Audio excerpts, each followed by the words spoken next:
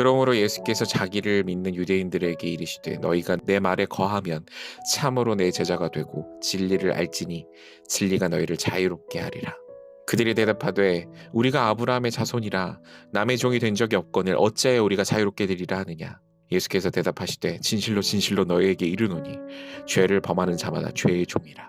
종은 영원히 집에 거하지 못하되 아들은 영원히 거하나니 그러므로 아들이 너희를 자유롭게 하며 너희가 참으로 자유로우리라. 나도 너희가 아브라함의 자손인 줄 아노라.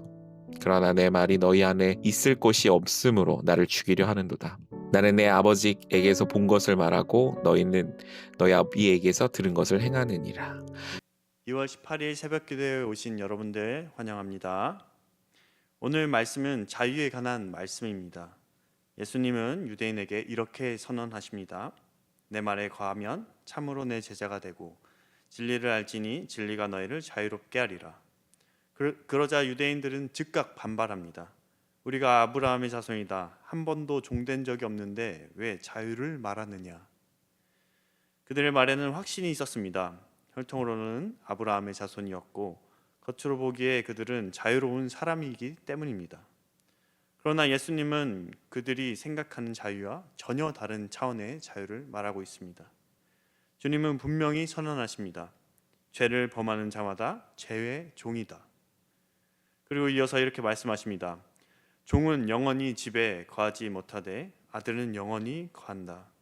그러므로 아들이 너희를 자유롭게 하면 너희가 참으로 자유로워지리라.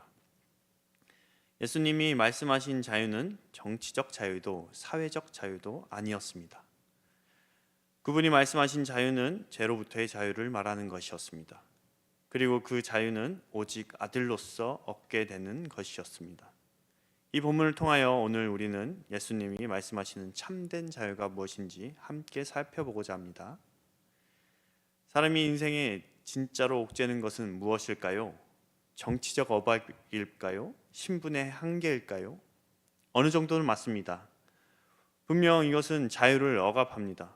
특별히 우리 한국 사회는 일제강점기와 해방을 지나며 정치적 자유가 얼마나 소중한지 뼈저리게 경험했습니다. 또한 신분사회를 지나오며 사회적 자유의 가치를 잘 알고 있습니다. 그러나 예수님은 더 깊은 차원의 자유를 말씀하십니다. 사회와 제도가 아니라 인간의 가장 깊은 내면을 묻고 있는 문제, 곧 죄의 문제를 드러내십니다. 주님은 이렇게 선언하십니다. 죄를 범하는 자마다 죄의 종이라. 정치적 자유나 신분의 자유는 시대가 바뀌고 상황이 바뀌면 어느 정도 회복이 됩니다. 그러나 죄는 결코 그렇지 않습니다. 죄는 인간의 노력과 의지로 끊어낼 수 없는 족쇄입니다. 사람은 태어나는 순간 이미 이 죄의 굴레 안에 놓여 있으며 아무리 발버둥 쳐도 스스로 벗어날 수 없는 존재입니다. 그래서 성경은 우리를 죄의 종이라고 부릅니다. 이 지점에서 복음이 시작됩니다. 예수님은 이 죄의 종된 인생을 그대로 두지 아니하시고 우리가 스스로 얻을 수 없는 자유, 죄로부터의 자유를 선물하시기 위해 오셨습니다. 두 번째, 참된 자유는 하나님의 거하는 자유입니다. 죄에서 벗어난다고 해서 곧바로 참된 자유가 완성되는 것은 아닙니다. 만약 돌아갈 집이 없다면 자유는 해방이 아니라 방황의 시작일 뿐입니다. 예수님이 이렇게 말씀하십니다. 종은 영원히 집에 거하지 못하되 아들은 영원히 거하나니.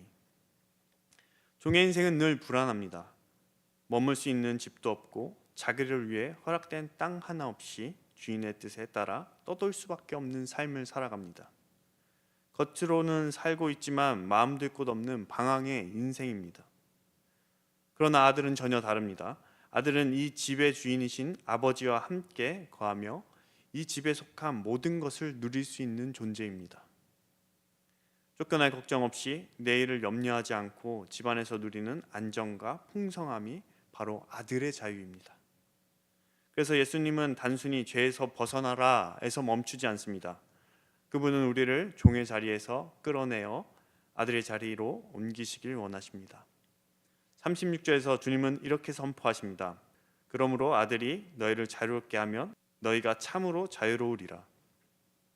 예수님은 우리에게 자유 그 자체만 주시려는 분이 아니라 예수님 안에서 우리는 잃어버렸던 아버지를 다시 만나고 그 아버지의 집 안에 거하며 영원히 떠돌지 않는 참된 자유와 참된 행복을 누리게 되는 것입니다. 그렇다면 우리는 어떻게 이 죄에서 벗어나는 자유와 하나님의 집에 거하는 자유 안으로 들어갈 수 있을까요? 예수님은 그 통로를 분명하게 말씀하십니다. 그 통로는 바로 말씀입니다. 32절에서 이렇게 주님께서 선언하십니다. 진리를 알지니 진리가 너희를 자유롭게 하리라.